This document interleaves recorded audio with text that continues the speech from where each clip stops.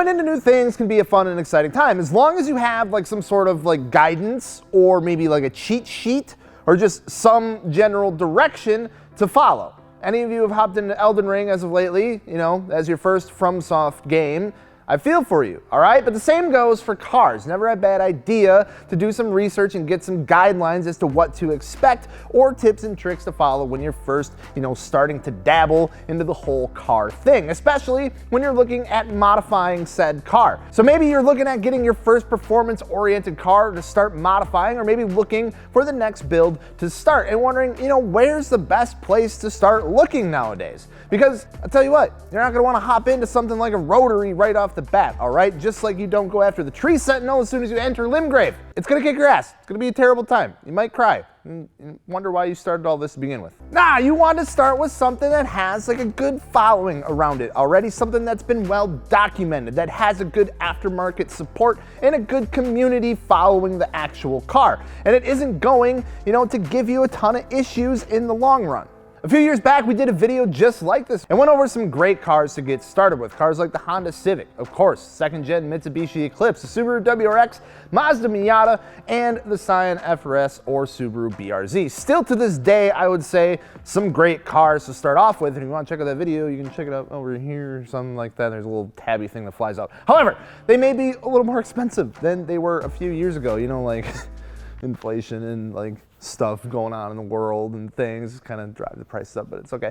So we decided that it was time for an update on this topic. And if, you know, there were still a good amount of cars that do fall into this category as some of the best first cars to pick up and modify if you're looking to get into modifying cars. So with that being said, let's get into it. But first, before all that, don't forget if you're looking for any wheels, tires, or suspension for your car, don't forget to check us out over at fitmentindustries.com. We got it all. Anyway, the first car on the list is one that literally like got screamed at us in the comments. Like if you ever heard a comment like yell at you from the screen, it was this comment. Like, how the hell did you not mention the Nissan 350Z?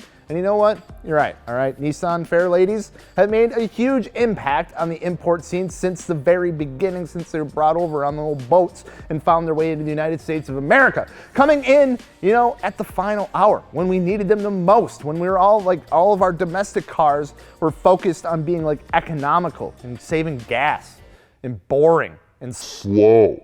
2002 brought in the next generation of the Nissan Z after the 240, the 280, the 300, all right? We saw the Nissan 350Z unveil. Luckily, like I said, we didn't get the prototype. It looks awful.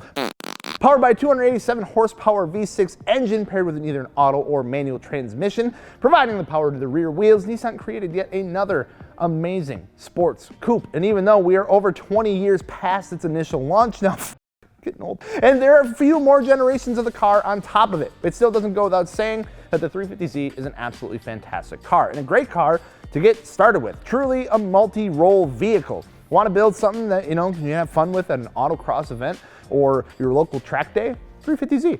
Want to slide it around some corners? 350Z. Want to start, you know, a build on a show car capable of fitting some absolutely insane spec'd wheels for it? Nissan 350Z. Besides, of course, the inevitable oil consumption issues that the VQ motors, you know, have, those motors can take an absolute beating. Aftermarket support for these cars is pretty decent and honestly readily available. You won't see any insane numbers power-wise for these cars unless, of course, you go like the boosted route, added some forced induction to it. But the aftermarket for these cars shines in other areas, from suspension components to body kits to interior pieces, you name it. So if you're in the market for a rear-wheel drive sports coupe, 350Z is a perfect place to start looking. Not to mention its little counterpart cousin, the Nissan, the Infiniti G35. Infiniti Nissan, they're the same thing. But you know what? Not everyone is looking for the tiny little two-door, okay? Maybe you're looking to get something a little more practical, but something, you know, you can still have fun with. Well, how about car number 2 on the list for today, which is none other than the Ford Focus ST. Yes, that's right, the front-wheel drive, 4-door hot hatch with a nice little 4-cylinder turbocharged engine under the hood. These cars finally came into the US market in late 2012 and people ate these things up. Finally, we got the cool variant of the Ford Focus in the US. A really odd thing to ask from a manufacturer that's based in the US, but either way, we were more than happy to get it finally. Coming in 3 different trim levels, ST1, ST2, and ST3. You definitely want to go, find one of the higher trim level ones because it's got a way better interior. The turbocharged 4-cylinder platform set these cars up for a good amount of success with the tuner market. And with companies like Coupe coming on board to support bolt-on modifications and tuning solutions, it makes these cars a great first car to get your hands on. As those types of modifications, you can really get the most out of your money. The only really downside to these cars is like the stupid bolt pattern that Ford decided to go with for the wheels. 5x108 doesn't really give you many options. It's not like the 5x114, which is like the most popular, but still, there are some good options out there for wheels. People have been making some neat wheels like Anovia. You should go check them out. Overall, great reliability as long as you stick to things such as your simple bolt-on modifications. And, can be some really fun cars to just hop in and rip around on. And then, if you need to take the family somewhere, you can pile them in there. All right, so we hit 6-cylinder platforms. We hit the boosted 4-cylinder platforms. I guess, it'd only be right to throw a V8 into the mix, huh? Well, joke's on you because you can actually get this next car in all 3 of those variants. The latest generation of the Ford Mustang. Yes, another Ford to make the list. The S550, the 6th generation of the American classic, launched in 2014, quickly has become one of the most popular generations of the Mustang to be released. Eventually being released in a V8, a V6, and even a 4-cylinder EcoBoost loadout, the S550 Mustang is something for pretty much everyone. Probably one of the reasons why they did so damn well. And if you want, some raw power of an American muscle V8, you can get your hands on the 5-liter Coyote. If you're looking for some out-of-the-box fun and tuning capabilities, the EcoBoost is probably for you. And the V6, well, it's just kind of that awkward middle child that no one wants. These cars sound fantastic and have a surprisingly decent amount of aftermarket support for them, especially when you get to like the EcoBoost side of things. Opening up that whole can of worms of like a 4-cylinder turbocharged engine gets you access to some pretty impressive power numbers. And really, with your simple bolt-ons and a tune, which is really satisfying when it comes down to modifying cars, especially if it's like your first car you're modifying. To actually be able to tell the difference of the part that you install. Do you install like a downpipe and an intake, and you pair that along with a tune, you actually wake that car up a lot more than a naturally aspirated platform. Ford actually went with a decent bolt pattern for these this time around, which thank God. 5x114, which makes a lot more sense and of course gives you access to pretty much every wheel under the sun. Again, another reliable platform that are really everywhere because they made a ton of them, and a great choice for those looking for a newer platform to dive into. Having a large community or following is not only a good sign of a decent platform or car to start off with, but also means that there's typically a ton of information out there floating around about them as well. Arguably one of the largest followings for a specific car or platform has to be the Volkswagen GTI.